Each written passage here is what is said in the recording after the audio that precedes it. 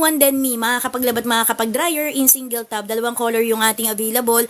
Parehong napakaganda ng ating kulay at ng ating design. Aesthetic minimalist ang ating atake dyan mga mamshi. Dine po naman sa ating white, may pa-accent tayo dyan ng gray. And yung ating po namang black ay may gold accent po naman tayo. And sa ating po namang capacity, ang kaya po nating malaban ay 15 to 20 pieces ng baby clothes or 10 to 12 pieces ng adult t-shirt.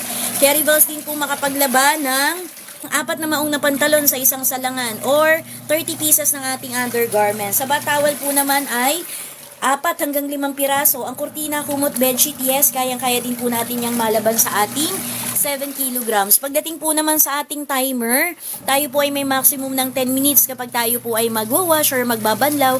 Maximum po naman ng 5 minutes kapag tayo po ay magda-dryer. Then sa motor ni Hodek, tayo po ay upgraded na. Kaya kung mapapansin po natin, very strong and powerful ng ating ikot. Legit na legit, napakalinis po makapaglaban ng damit.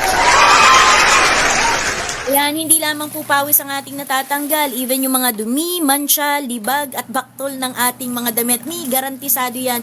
Linis na linis po ng ating washing machine.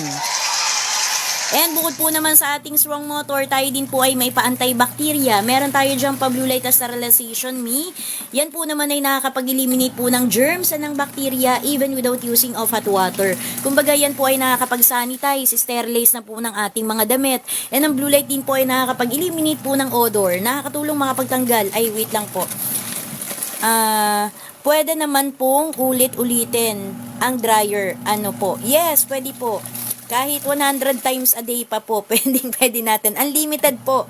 Pwede nating ulit-ulitin ang pagda-dryer. Wala pong problema dyan. Ayan. And then, yung ating blue light po ay walang halong chemical, natural na pamamaraan ng paglilinis yung kanyang ginagawa, bali pinapanatiling malinis ang ligtas ang ating mga damit laban sa mga bakterya and mikrobyo.